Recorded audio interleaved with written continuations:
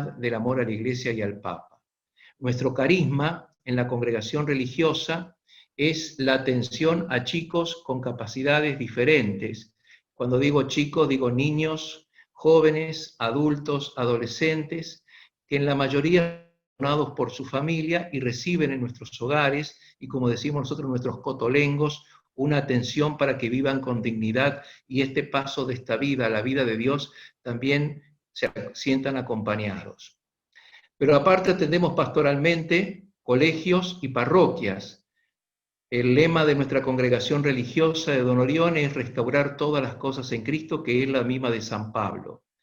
Hace 33 años que viví mi cursillo de cristiandad gracias al testimonio de ustedes, de los laicos, porque en un momento muy difícil, recién ordenado sacerdote, me han enviado en una parroquia en Buenos Aires como cura párroco a suplantar a un sacerdote que hacía 40 años que estaba en la parroquia. Imagínense en la gente, se agarraba la cabeza. Pero sin embargo un grupo de personas me acompañaron en las charlas de bautismo, en la liturgia, me brindaron su afecto, me acompañaron con un espíritu de entrega, de servicio, de alegría, de respeto, de unidad también a veces en la diversidad de pensamiento, y fue eso lo que me llevó a vivir esta experiencia inolvidable, porque ellos después de un año me dijeron: padre, nosotros somos cursillistas. Entonces yo dije, quiero hacer un cursillo, porque realmente su testimonio, realmente, porque a veces uno dice, le decimos a los sacerdotes, a ver, padre, vaya a vivir un cursillo, así se encuentra la verdadera felicidad, encuentra a Dios, y no es así, porque a Dios y la verdadera felicidad la encontramos nosotros a través de nuestra vocación sacerdotal. Vaya a vivir un cursillo para que vea el milagro que hace Jesús en 3 días, esa conversión, ese cambio que yo llamo a ese cursillo como el milagro de las bodas de Caná, cuando Jesús transforma el agua en vino, transforma nuestro corazón y lo renueva completamente. En la actualidad soy cura párroco en la Arquidiócesis de Buenos Aires, aquí en la República Argentina, de la Parroquia Divina Providencia, en uno de los 100 barrios que tiene la capital federal, que se llama Pompeya. Y como nos dijo recientemente nuestra interlocutora, acompaño al Comité Ejecutivo Latinoamericano, que considero Chile mi segunda patria por adopción, ya que me han invitado a que los acompañe en esta responsabilidad que Dios les confió, que ha sido expresado en el sentir y en el deseo por unanimidad de los secretariados nacionales que forman parte de los 18 países del grupo latinoamericano. Y también adopté a México, porque también acompaño como viceasesor del organismo mundial en esta tarea también pastoral. Pero quiero decirles que estuve en su país el año pasado, algunos nos hemos conocido, acompañando al GLCC para vivir un cursillo de cursillos a la luz de Ideas Fundamentales 3.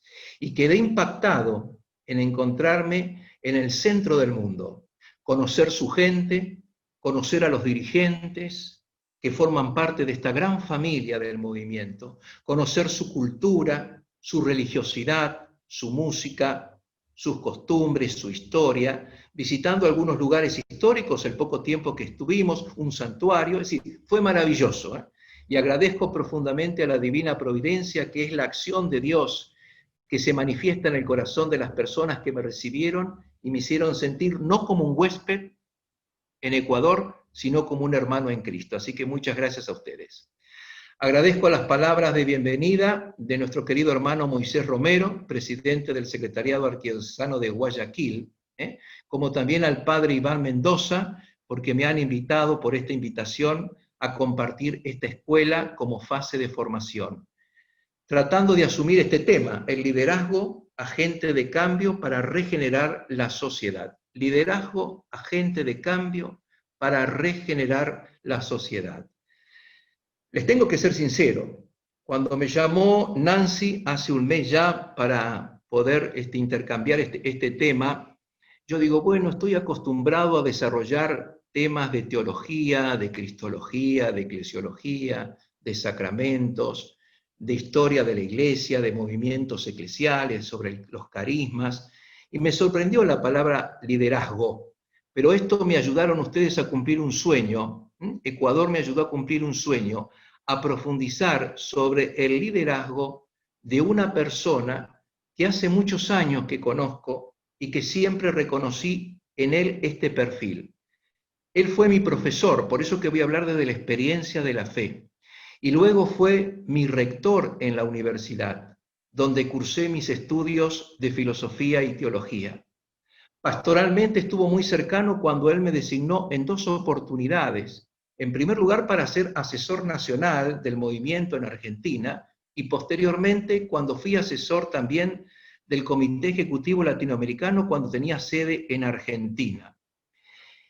Esa persona es hoy el Papa Francisco. En él veo un líder que renueva, un líder que transforma y le da una mirada especial de Dios a toda la sociedad. Voy a tomar parte de su pontificado porque no solo veo en él a un hombre de Dios, sino a un pastor, a un padre con un corazón grande, una persona con una gran sabiduría, pero a la vez con una gran humildad, una claridad, una contundencia en sus expresiones y en el actuar. En su vida él refleja una gran austeridad, un espíritu de entrega. Es una persona de gestión, muy sencillo, con una nobleza que lo caracteriza en su forma de ser y cercano siempre a todas las personas. Por eso que este tema en esta escuela de formación un poco lo apunté con el siguiente título, ¿no? En ese liderazgo que transforma la sociedad. El Papa quiere poner su indiscutible capacidad de liderazgo al servicio de la ampliación de la participación responsable en la comunidad humana en todos sus niveles. Pero primero vamos como punto de partida a ver algunos conceptos que definen lo que es el liderazgo en una persona, o lo que puede ser un modelo de líder, y ver cómo puede influir para regenerar, como dicen ustedes, la sociedad. Más concretamente, sobre todo en una institución, en un trabajo, en un grupo de amigos, en un movimiento, en una actividad, en el mundo de la política, de la cultura, del encuentro, donde se encuentre ese líder para tratar de hacer el bien. El cual me puedo sentir un poco identificado, puedo pensar, ustedes pueden pensar con este estilo de dirigente me puedo sentir un poco identificado personalmente, o pienso que puedo sentirme motivado para que me pueda ayudar a alcanzar los objetivos, proyectos de trabajo a nivel familiar, social, pastoral o institucional. Sentir tranquilidad, alegría y esperanza en cómo ese líder nos va acompañando. ¿Qué modelo tengo yo en mi mente sobre el liderazgo? Podemos conocer líderes que prácticamente a veces no concuerdan con nuestra personalidad o nuestra manera de ser, de pensar, de sentir o de actuar. Pero hay un dicho en el movimiento, no sé si ustedes lo conocen, cuando decimos que en el movimiento no todos servimos para todo, pero todos servimos para algo. Para ese algo que servimos, ahí ponemos realmente nuestra fuerza. Voy a definir un poco entonces la palabra liderazgo, ¿no? El liderazgo es uno, yo creo que es uno. Y los líderes son personas, individuos con características personales definidas. Las clasificaciones que voy a compartir corresponden a una forma de cómo ejercen o han adquirido esa facultad de dirigir. Circunstancia que muchas veces no es necesario que sea un excelente dirigente o líder o jefe. Pero ¿cómo veríamos el perfil realmente del líder que influye en la sociedad? En primer lugar, tiene que ser carismático. ¿Por qué? El carismático es el que tiene la capacidad de generar entusiasmo. Es elegido como líder por su manera de darse a sus seguidores. Es elegido como líder por su manera de darse a los seguidores. Pero en la tradicional, el tradicional concepto de ser líderes está este tradicional, que es aquel que hereda el poder por costumbre o por un encargo importante. Y está el líder legítimo, es el que adquiere el poder mediante procedimientos autorizados en las normas legales, por concurso, por escalafón, por experiencia, por estudio, por formación. Pero me quedo más bien con el perfil del dirigente carismático, que tiene un carisma, que tiene capacidad de generar alegría y entusiasmo. Ahora, ¿cuántos tipos de liderazgo hay y cuáles son? Por ejemplo, está el liderazgo transformacional. ¿Qué quiero decir con esto? Transformacional. Es aquel que busca inspirar siempre al equipo que se le confía a través de una comunicación efectiva y creando un ambiente de estimulación intelectual en los demás. Realmente valora la capacidad de cada uno de aquellos que conduce y que acompaña. Está el liderazgo transaccional, que se centra en la organización del grupo, estableciendo una cadena de mando clara e implementando un enfoque basado en recompensas para las actividades, por ejemplo, de gestión. Centra su organización estableciendo una cadena de mando. Ejecuta. Los demás obedecen, pero también recompensa. Vieron que a veces nosotros estamos muy acostumbrados a decir, esto lo hiciste mal, aquello lo pensaste mal, eso no, y no, a veces no sabemos valorar a la otra persona de las cosas buenas que a veces hace, y que eso lo puede humillar, lo puede como cerrarle el corazón. Bueno, el líder aquí está que recompensa a aquel que realmente aporta y colabora. Está el liderazgo autocrático. Son los líderes autocráticos, tienen un control significativo sobre el personal y rara vez consideran las sugerencias de las personas a su cargo o comparten el poder. Un poquito cerrados, ellos son ellos. Está el liderazgo de servicio. Este tipo de líderes prefieren modelos de autoridad para competir el poder, priorizando las necesidades de su gente y fomentando la toma de decisiones colectivas. Es decir, personas que se interesan en escuchar, en sentir lo que piensan, lo que sienten y le ayudan a gestionar y a tomar decisiones. Pero también está el liderazgo light, aquel que se caracteriza por su enfoque de no intervención que permiten a las personas o al grupo enfocar y desarrollar las tareas según su propio criterio. Cada uno acá haga lo que quiera, hace lo que puede y lo hace como quiere. Y entonces dejo una conciencia laxa, está todo permitido. Está el liderazgo participativo, que su principal cualidad es la democratización de la toma de decisiones. Esto es importante. Propiciada por los líderes, quienes a menudo solicitan la opinión de los miembros del equipo para tomar determinaciones. Así que en esto de liderazgo participativo es una cualidad en la cual se expresa un poco el ser democrático en las decisiones, escuchar a todos. Está el liderazgo burocrático. En este caso, los líderes se aseguran de que las personas sigan las reglas y lleven a cabo las tareas de la forma establecida. No hay cambio ni una coma ni una i. Aquí se hace lo que yo digo. Se mantienen firmes a las reglas. Ahora bien, ¿cuáles son los modelos de liderazgo? Existen, entre tantos, yo les voy a remarcar simplemente 4. El liderazgo directivo, persuasivo, participativo y delegado. El directivo, aquel que siente una alta preocupación por las tareas. El líder es quien toma las decisiones definiendo el qué, el cómo y cuándo. De otro modo, se generaría desconcierto y temor entre los nuevos en el grupo o personas que lo acompañan si el líder no toma estas determinaciones. Está el líder persuasivo. Aunque el líder sigue definiendo tareas y roles, ya empieza a solicitar, por ejemplo, ideas, sugerencias, preguntas dentro del equipo y premia también los avances que hace el equipo o las personas que a él acompaña. Está el liderazgo participativo, que siente mayor interés por las personas y relaciones.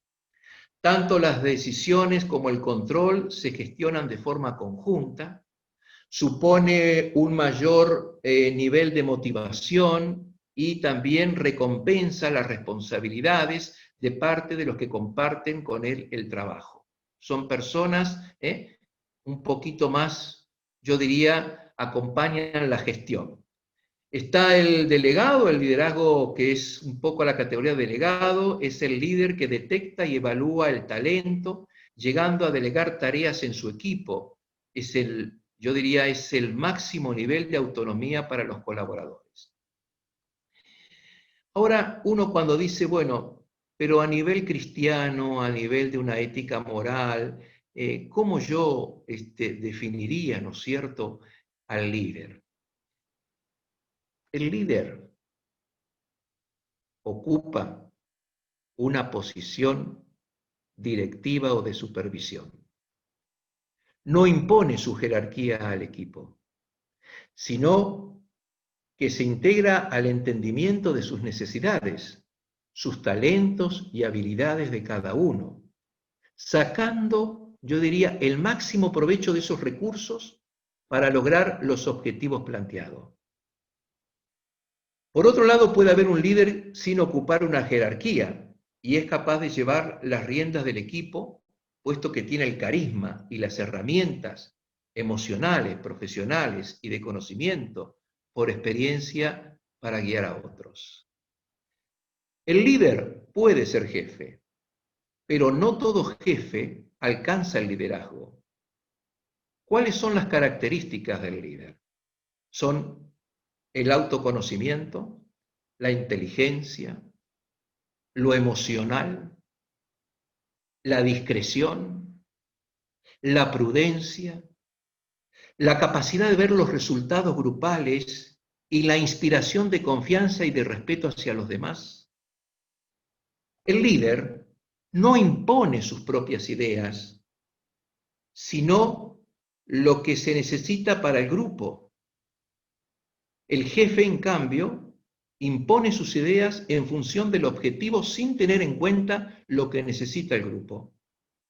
Si bien es cierto que muchos líderes nacen, también es claro que existen habilidades que se pueden desarrollar y mejorar lo que dice el Papa Francisco, ¿no? ¿Cuáles son las enfermedades muchas veces propias en los líderes? Y claro, así como se producen enfermedades en la vida espiritual, en la vida cristiana, también se producen enfermedades en la vida del liderazgo. Miren, primera enfermedad, el corazón de piedra. Así, el corazón de piedra. Son los líderes que adquieren esta enfermedad, pierden su condición mortal. Se escudan en los papeles y en los procedimientos. Con el tiempo y la experiencia convierten procesos humanos en procesos mecánicos. Pierden el sentido de la compasión, tan necesario para identificar las problemáticas del otro y escuchar sus necesidades. Su corazón se cierra. Otra enfermedad que aqueja a los líderes es el Alzheimer. Algunos líderes olvidaron sus raíces y quiénes fueron sus maestros. Cuando se pierde la humildad y se vive bajo la sombra del ego, es difícil encontrar la otra cara en el otro. Siempre es necesario tener un voto de agradecimiento por quienes forjaron este presente que hoy los hace a ellos exitosos. Esta premisa, aunque sencilla, resulta ser una de las enfermedades más comunes. Los nuevos líderes muchas veces se consideran autosuficientes, soberbios. Es una enfermedad que opaca su liderazgo. Otra de las enfermedades, la esquizofrenia. Aunque según la Asociación Mundial de Psiquiatría, el 83% dice de la población general desconoce qué es la esquizofrenia. Y muy probablemente un porcentaje proporcional de los líderes en las organizaciones lo padece. Existe un sinnúmero de dirigentes que están tan llenos de éxitos, que se ven nublados para conectarse con el mundo inmediato, con la realidad. ¿Y qué dice el Papa con respecto a esto? Este tipo de personas pierden el sentido de la realidad, ya que solo se dedican a los asuntos burocráticos y por ende no se relacionan con las personas que lo acompañan. No se relacionan. Esta otra enfermedad, esto lo dice el Papa Francisco, hacia los líderes y hacia los dirigentes. Compulsivos, los llama los compulsivos. Estos líderes agotaron sus posibilidades de satisfacción en el reconocimiento de logros y trasladaron sus necesidades a lo material como una forma de reafirmar su seguridad. Entonces me dedico a lo material, juntar cosas, porque esto me da seguridad. Y están los líderes, como a veces decimos, de la inmortalidad, dice el Papa. Los líderes de los equipos se han vuelto, dice, muchos inmortales. Esta es una forma de enfrentar una patología paradójicamente fatídica que se llama poder o superioridad. Poder o superioridad. El mal manejo de las habilidades de un equipo directivo conlleva a su ocaso tarde o temprano a todo el grupo. La mejor forma de retroalimentar a los demás es por medio de conocerse a sí mismo. Y esto implica para el líder identificar sus fortalezas y sus debilidades. Al final, los líderes deben ser los primeros en considerarse realmente moralmente infalibles para que los demás lo vean y crean. Ahora bien, me voy a referir a la figura y al liderazgo del Papa Francisco, después de darles estos conceptos sobre el liderazgo. ¿Qué pasó con el Papa cuando cumplía su 5º año de papado en el año 2018? Cuando en el mes de diciembre el Papa Francisco celebró el don de la vida y cumplió 80 años, a pesar de la gran carga de su compromiso, siguió demostrando una gran energía en el desenvolvimiento de su ministerio petrino, al que fue llamado en marzo del 2013. Este aniversario, poco antes de entrar en su 5º año de papado, ya se deslumbraba una buena ocasión para reflexionar sobre la autoridad moral del pontífice.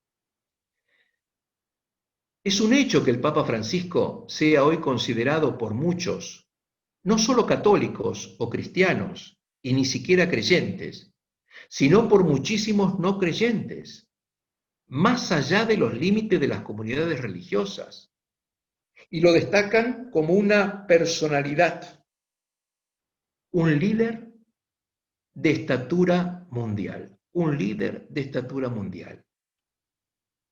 Como un hombre dotado de una autoridad moral y de una credibilidad, tales como para atraer la atención de los pueblos de los diversos continentes y ofrecer respuestas a preguntas e inquietudes a veces muy extendidas hoy por la superficie del planeta, respecto del presente y más aún de nuestro futuro común. Por lo tanto, un hombre al que miran con confianza y al que se escucha con atención, y se lo escucha con esperanza. Insisto en esta última palabra, con esperanza, para sentirse ayudados a ver o al menos a entrever en qué dirección ir y alentando a ponerse en camino. Esto es yo diría, la presencia tan sencilla pero a la vez profunda de la actitud del Papa que se deja guiar por la acción del Espíritu Santo.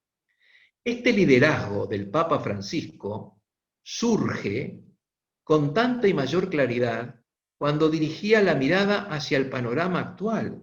En efecto, es verdad que la situación en que vivimos, tanto en muchas naciones como también a nivel internacional, a nivel latinoamericano, está caracterizada por numerosos factores de incertidumbre y desorientación. En estos tiempos de pandemia, de cuarentena o aislamiento obligatorio debido al COVID-19, hay mucho temor, hay mucho miedo, hay mucha incertidumbre. Muchos no ven con claridad un futuro. Surgen problemas a nivel social, político y económico.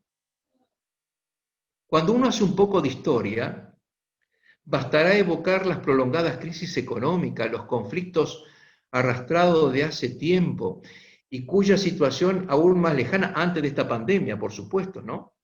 La difusión de un fundamentalismo, del terrorismo, la persistencia de graves injusticias, desequilibrios económicos y sociales, las crecientes complejidades y dificultades de gobernar que ponen a prueba muchas veces a las instituciones políticas nacionales, a las organizaciones internacionales, a la extensión de la corrupción, que mina la confianza en las autoridades políticas y en la misma democracia. Y tal vez todavía más profundamente, los rápidos cambios culturales y antropológicos del mundo globalizado y de la nueva comunicación que van debilitando las referencias tradicionales. No son muchas, pero la figura de líderes que se destaquen sobre este trasfondo con autoridad, proponiéndose como rostros y voces capaces de generar consensos y motivaciones compartidas para el compromiso y la acción, faltan. Sin embargo, hay una gran necesidad de tales figuras, sobre todo en los momentos históricos que presentan desafíos, oportunidades excepcionales. Miren ustedes, a más de 60 años de distancia, los europeos siguen considerándose afortunados por haber tenido grandes líderes que guiaron la reconstrucción moral, política y económica de Europa, después de ese gran desastre de la Segunda Guerra Mundial. Hoy nos resulta difícil identificar a nuestro alrededor figuras de ese calibre. Y no podemos no estar preocupados cuando asistimos a campañas electorales de tono muy decepcionante muchas veces, también en países de tradición democrática. Entonces, en este mundo globalizado, pero fragmentado, en este momento histórico del tercer milenio, comenzándolo en el año 2000, uno se hace una pregunta. ¿Por qué la figura del Papa Francisco centraliza tantas expectativas? Es capaz de unir pensamientos distintos, sentimientos, ideas, concentrar criterios, atracción a los católicos, a los judíos, a los anglicanos, aún a los agnósticos. Y destaco en su figura palabras y gestos realmente de un líder en acción. Se escucha la televisión y no puedo concentrar. En un primer paso, procuro recordar sintéticamente, sin pretensión, de un poco de, yo diría, de exhaustividad, las principales ocasiones en las que se ha manifestado y ejercido el liderazgo del Papa para la comunidad humana. Ante todo podemos recordar sus encuentros que tuvo en el Vaticano con jefes de Estado y de gobierno y con otras personalidades que vienen a visitarlo, y su particular carisma para establecer relaciones personales en tales ocasiones.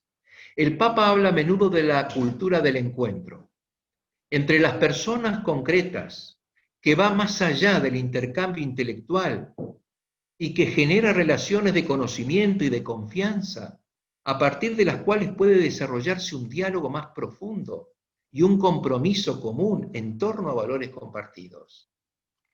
Las cartas personales, a veces las llamadas telefónicas, son modalidades particulares en las que se manifiesta de forma expresa cómo el Papa Francisco encarna la cultura del encuentro, no solamente con las personas comunes, sino también con los que ocupan posiciones de altísima responsabilidad.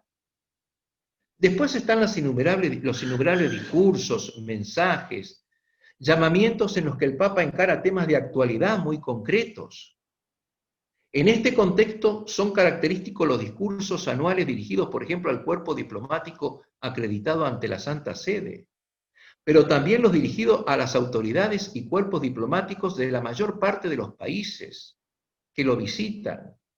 El tema de la paz, los temas de la paz, de la justicia, de la desocupación, de la solidaridad, de los pobres, de los migrantes, de las víctimas de la violencia, de la trata de blancas, así como otros, reaparecen en él continuamente. El Papa no tiene temor de repetirse, sabe muy bien cuánta insistencia y constancia se requieren para hacer entrar en la atención común los temas dolorosos y desagradables, de los cuales se prefiere muchas veces apartar la mirada.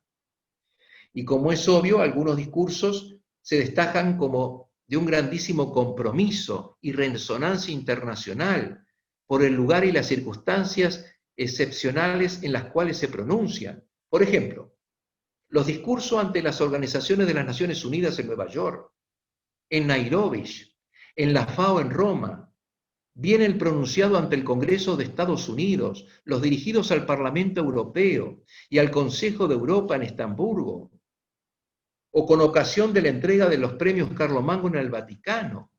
Pero también me permito agregar, por su originalidad, los dirigidos a los movimientos populares en Bolivia, aún dentro del Estado del Vaticano también, signos claros de que el Papa Francisco está convencido de su responsabilidad de dirigirse no solamente a los grandes y a los poderosos de la tierra, sino al mismo tiempo a los pequeños, a los marginados del poder, para poder hacer que también ellos se conviertan en protagonistas del camino de la humanidad.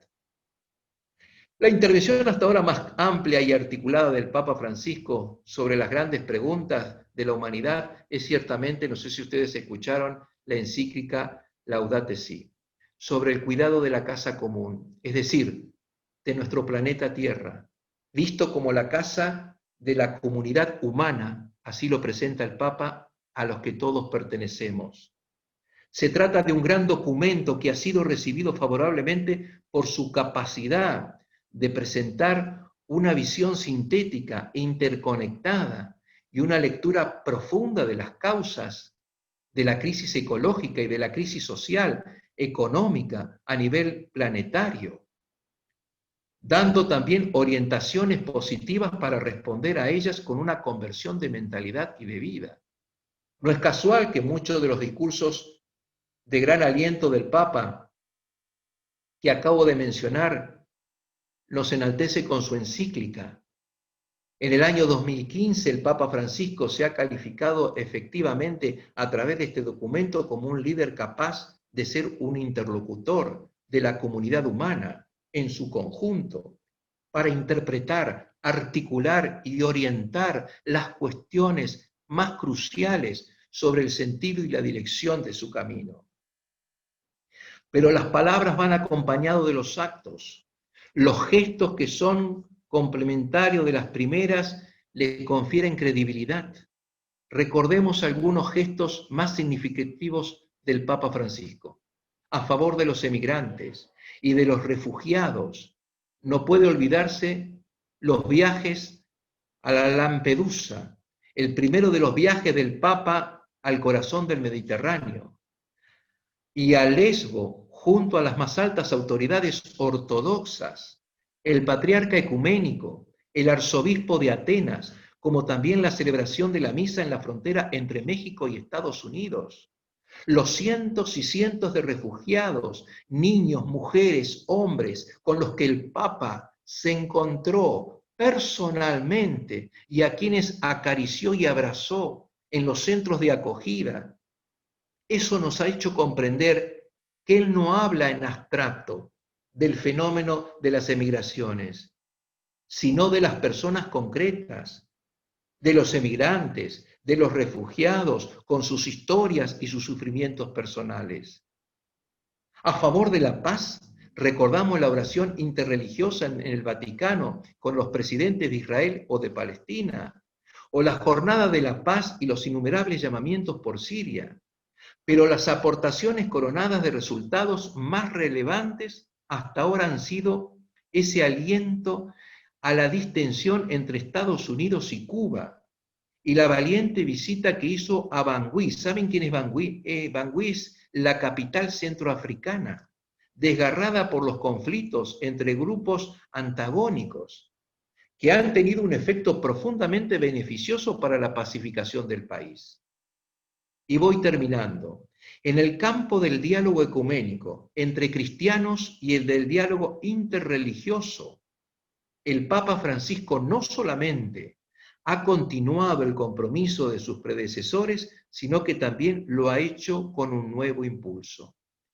Pensemos en los ya frecuentes encuentros fraternos que tuvo con el patriarca ecuménico ortodoxo Bartolomé, y en el reciente viaje cuando lo hizo a Suecia para encontrarse con el mundo luterano, pero sobre todo con el primer encuentro de un papa con un patriarca, Cirilo de Moscú, en Cuba, y en el mantenido con el gran imán Al-Azhar, que ha reabierto el diálogo de Roma con el principal centro de la cultura del Islam. El encuentro interreligioso en Asís, que continuó y renovó la tradición de San Juan Pablo II para convocar a todas las religiones, pero también a las personas de buena voluntad, a comprometerse explícitamente por la paz y para desterrar toda violencia cometida en el nombre de Dios. ¿Por qué impacta esto en el Papa Francisco?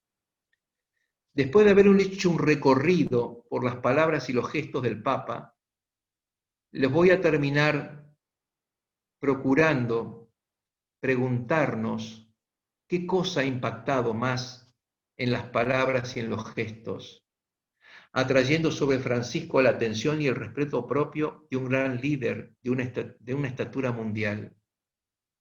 Y les indico 4 puntos por los cuales el Papa tiene ese perfil de liderazgo. ¿Qué es lo que impacta? La fuerza, la claridad, la insistencia y esa participación apasionada para recordar las cuestiones críticas de la humanidad. La pobreza todavía muy extendida y persistente, los sufrimientos y en particular de los refugiados, de las diversas formas de marginación, calificadas de manera sumamente eficaz como expresiones de una cultura del descarte, así lo dice el Papa, cultura del descarte, la desocupación, en particular de los jóvenes, la condición de los ancianos, de las personas de la tercera edad, de los enfermos, de los presos, las diversas formas, diría, de discriminación de las mujeres, de la minoría étnica, cultural, religiosa, de la explotación como la trata de personas y el tráfico de órganos, la violencia del terrorismo y de los conflictos, con las consecuencias que tiene especialmente en los niños y en las personas inocentes, en las poblaciones civiles. ¿Y qué hace el Papa? Ese llamamiento continuo al respeto de la dignidad de la persona humana y la capacidad de demostrar continuamente con gestos concretos, testimoniados por imágenes inolvidables, el acercamiento a toda persona, que vean en el Papa la presencia de Jesús, ven y descubren en el Papa una mirada que es la del amor de Dios, y esa es la mirada que yo los invito a tener ustedes, como dirigentes, como líderes. Esa mirada que es traducir la mirada de Dios. Ustedes saben, muchas veces, por la experiencia, el valor expresivo que tiene la mirada en nosotros. Con una mirada le puedo decir a una persona más de lo que dice el corazón: te amo, te quiero, siento un gran respeto, realmente te admiro, te acompaño, pero soy consciente también que con una mirada le puedo decir a una persona, no te aguanto más, no te soporto más. Nace en la mirada a veces la ironía, la indiferencia. ¿Y cómo nos mira Jesús? ¿Cómo nos mira Jesús? Yo creo que el mejor perfil que nosotros también tenemos del liderazgo es mirar a la persona de Jesús, que sanó tantas heridas en la vida de los hombres. Nosotros estamos bien y lo podemos decir y lo podemos afirmar. Capaz que tenemos alguna enfermedad, diabetes, o nos duele un poco a veces los huesos, tenemos problemas cardiológicos, tenemos problemas a veces de la vista, pero Jesús sigue sanando y sigue curando. ¿Saben qué ceguera, qué lepra, qué parálisis? La que produce el pecado en nuestro corazón. Aquello que nos quita la paz, que nos quita la alegría. Recordando aquellas palabras de Jesús, el que no tenga pecado que tire la primera piedra. Descubrir siempre, como líderes, esa mirada de Dios en nuestra vida, esa mirada de aliento, que el Señor está realmente dándonos la oportunidad de una nueva transformación, que podamos tener el carisma, que podamos tener el consenso siempre y trabajar en donde nos toca trabajar, tratando de dar testimonio siempre de la verdad, testigos de Cristo. ¿Cuánta gente se aparta de Dios? ¿Cuánta gente se aparta de la iglesia? Porque muchas veces el cristiano no da un buen testimonio de su transparencia, de sus acciones en su vida. ¿Cuánta gente se enoja porque a veces también hay problemas familiares, como siempre digo, una enfermedad, la muerte de un ser querido? ¿Por qué a mí si yo voy a misa, por ejemplo? Trato de rezar, trato de vivir una vida bien y sin embargo daría la impresión como que vamos contra la corriente. No es así. No es que Dios nos abandonó. Hay una ausencia de Dios en nosotros. Entonces, que podamos seguir trabajando con ese espíritu de humildad, con ese espíritu de servicio, ese espíritu de entrega, que compartamos los talentos. Miren, el Señor nos ha dado dones y nos ha dado talentos como líderes cristianos, no para sepultarnos, sino para potenciarlos. Y cuando el Señor nos llame a participar de nuestro quinto día o nos llame cuando alcancemos la vida eterna, que es el fin último del hombre, hemos sido creados a imagen y semejanza de Dios, hemos sido creados para amar, para servir, para alabar, para reverenciar a Dios nuestro Señor. Y el fin último del hombre, ¿cuál es? Alcanzar la vida eterna. Y mediante la vida eterna, buscar la salvación del alma. No nos va a preguntar Dios, ¿cuántas cosas hiciste en tu vida? ¿Cuántos cursillos viviste? ¿Cuántas acciones buenas hiciste solidarias? El Señor nos va a preguntar, en todo lo que hiciste, en todo lo que hiciste, ¿amaste? ¿Amaste? En el atardecer de la vida, dice San Juan de la Cruz, seremos juzgados en el amor. No perdamos el amor de Dios en nuestra vida. No perdamos el sentirnos enamorados de Cristo para poder servir a nuestros hermanos siempre con espíritu de fe y fidelidad. Serían muchas cosas más sobre el liderazgo del Papa Francisco. Me faltaría más de la mitad, pero quería simplemente compartir y presentar lo que puede ser para nosotros un modelo de liderazgo como lo fue el Papa Juan Pablo II, que en la noche que estaba partiendo al encuentro de Dios, la Plaza San Pedro, jóvenes, gente venía de todos los lugares, rezando y agradeciéndole al Señor por el don de su vida, por el don de su corazón de padre y de pastor, cómo acompañó a todos, siempre por el camino de la santidad, de la vida y de la verdad. Queridos hermanos, seamos dirigentes, seamos líderes, que hagamos siempre juntos un camino de comunión, de eclesialidad, de santidad, de unión y sentirnos misioneros para servir siempre el Evangelio. De colores.